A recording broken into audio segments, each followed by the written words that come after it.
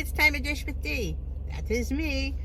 Good evening, afternoon, morning, or anytime you watch this. Good day, mates. I supposed to say good day, mates. I'm not even Australian, and I'll say good day, mates. Oh, I'm cold. Alrighty, this comes from subscriber Mary Torres, and Mary asks me, D, can you talk about the things you need in your home to be successful in Weight Watchers? I said, sure, Mary. Mary's a faithful subscriber, and she always gives me plenty of great ideas, and cookbooks. So let's give a shout out to how fantastic Mary is. Woo! All right, now what do I keep in my home to be successful in WW? This is a good video if you're just joining WW or you're rejoining, like I did for the millionth time. Yeah, been there, done that. I know how that feels. All right, a few things. I think a food scale. Do I use it all the time? No, but I use it a lot. I mean, I don't use it, I would say, do I use it daily? Depends on what I want to weigh. And let me tell you something, it gives you a more accurate weight of things and you can eat more. That's why I got it. Let me tell you something, I'm eating a heck of a lot more avocado. Now, I wouldn't say I'm eating up more avocado, but I'm paying a lot less points for it. I used to charge myself 2 points for the avocado I was eating. Guess what? It's only 1 point. Just saying. Food scale, measuring spoons and measuring cups. I have extra of everything because one's always dirty. So then you think, then you grab the regular teaspoon or tablespoon, and it's not the same. It's not. You're gypping yourself.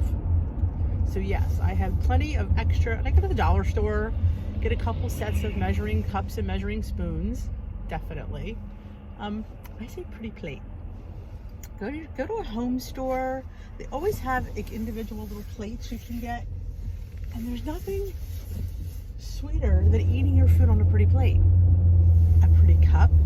I have a cute little teacup for my tea. It's china and has roses and has a little matching saucer.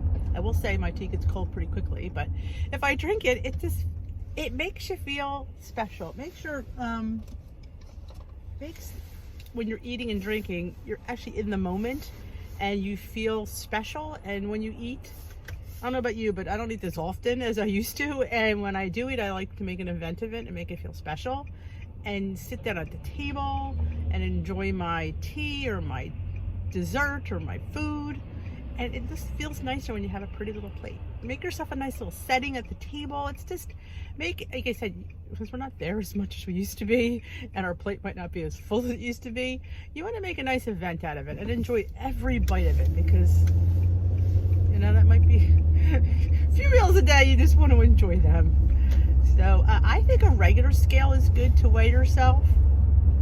I don't agree you should weigh yourself every day, because I do think you fluctuate. It's like weight is a variable. It can go up one day, down another day, so you really can't judge. But it's always good, especially if you don't go to regular meetings and you're doing it online and you have to get weighted once a week, definitely get a new scale. Change your batteries in your scale, because that could affect the weight. And I always say, when you buy like a 5-pound bag of flour, throw it on the scale and let's see how accurate your scale is, give or take. I always recommend calibrating scales and stuff like that, because they can get out of whack like anything else. So definitely that.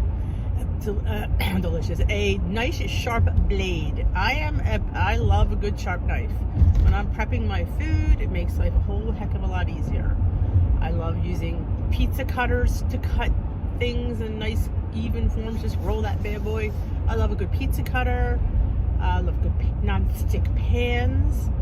Are a must. You know, I have a little toaster oven, so I have little pans that fit in there if I don't feel like turning the big oven on, if it's something just for me, and I don't really, and plus some of the toaster ovens are so much nicer now. In fact, some of the toaster ovens are convection ovens, which is really nice.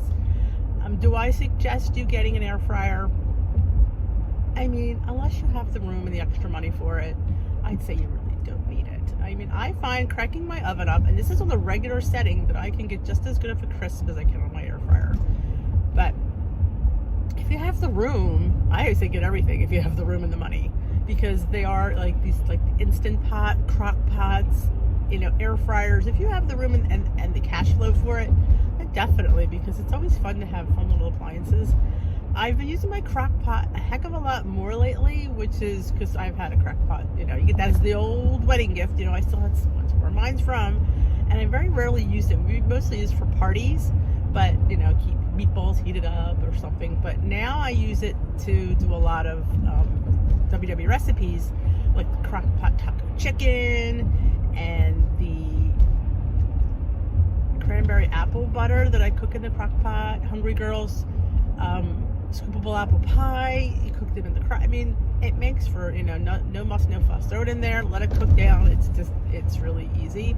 And I just invested in an immersion blender because I didn't have one, and I was always taking my stuff out, putting it in my regular blender. And you could do that. You really, you know, it's not, again, not something you need. It's just makes for easier convenience. And while I was yeah, so I had me kids at school got me a gift card for Target, so I thought, you know, I'm gonna buy myself an immersion blender. Let me tell you something, it's really nice. I haven't done soup yet. I've done like the apple butter with it. Yeah, it's easy, very easy. But again, you could use your blender if that's what you have, and don't have the, you know, the finances or the room for another, like I said, appliance. It's certainly not easy to be keeping, like I said, kitchen space, at least in my house, is very minimal. We don't have a lot, so I keep a lot of things downstairs. And like my scads, and I always say, get some really good cookbooks, because I think, you know, you want to try different recipes. Don't eat the same food, because what will happen, you will get bored. You will get, oh, I'm on this WW and I just keep eating the same things, and you'll get bored and you will quit because you feel like you're in a rut. Get a cookbook. I always love the Hungry Girl series of cookbooks, or the Weight Watcher series of cookbooks. They have a couple new ones. I got a crock pot Instant Pot one. What was a crock pot air fryer? I don't know. It was on the wellness ones. So I got that, and I got their new program one that gives the points for all 3 plans. So, and it has tips in there, especially Weight Watchers. They have lots of tips and pairing ideas and how you could put these quick meals together. Definitely, you know, cookbooks to me are a must in the kitchen. They just are. Blades, measuring, scale, get the right foods in. I know people say this all the time. Have plenty of fresh fruit available. Bananas are so gosh darn filling. I was not a big banana fan a few years back, but when they became 0 points, I got on the banana bandwagon, because I thought to myself, that's a lot of food, and if I need a snack, I mean, I don't eat them every day, but you know, a couple times a week, if I'm hungry, I'd grab a banana. It absolutely satisfies my need. Sometimes I put a little PB2 on it, and yeah, for 1 point, I can have like a peanut butter and banana. It's awesome. And peanut butter and apple. So yeah, have fresh fruits available, fresh vegetables, be able to make like, sorry about that, wrong number interrupts. So yes, I think I was saying fresh fruits and vegetables. You can always have a nice side dish. I made a beautiful vegetable scramble this morning.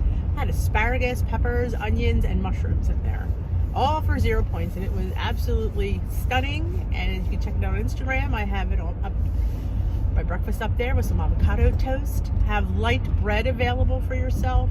I love the 647 Italian bread. It makes awesome avocado toast. For a light bread, I can't believe how well it holds up. It's just the best. And you'll get yourself some non-fat Greek yogurt. Play around with recipes with it. You can make your own salad dressings that are really good. Like I said, I replaced all the mayonnaise with Greek yogurt in all my food. I love it. I mean, I always say try something. You might like it. You know, give it a try. So I definitely think the right foods in your pantry. Surround yourself with a good community. Like, there's great communities here online. There's good Facebook groups, and there's some not so good Facebook groups. But go in, you'll be able to tell the good ones versus the bad ones, because you can sit there and be a observer and look around and see what stuff's going on. You get so many good ideas from people that have been on plan for a while. There's tons of good YouTube content. Wish that was going to come up. Yeah, there's great channels. We share what we've learned, what we use, you know, and that's an invaluable tool. You know, somebody that's been through the trenches and is now sharing what they've learned with you. I've been through the trenches. Yes, I have. And I always say, take measurements and know a lot of before pictures to see your progress, because sometimes the scale doesn't always reflect, or you might not feel that you've lost anything, or you can't feel what you've lost, let's put it that way. And many times I know, like, you look at a picture and you're like, oh, wow, yeah, look at it, my chin is, has receded, and my cheeks aren't as puffy, and my eyes aren't as puffy. So definitely, like, jewelry, I mean, I had to get my rings resized because they didn't fit, then they fit, then they're too big. So yeah, all fun stuff like that you can go. And this is the first time, clear out your old clothes. I definitely think you need to make it, once you've lost the weight, clear out your old clothes.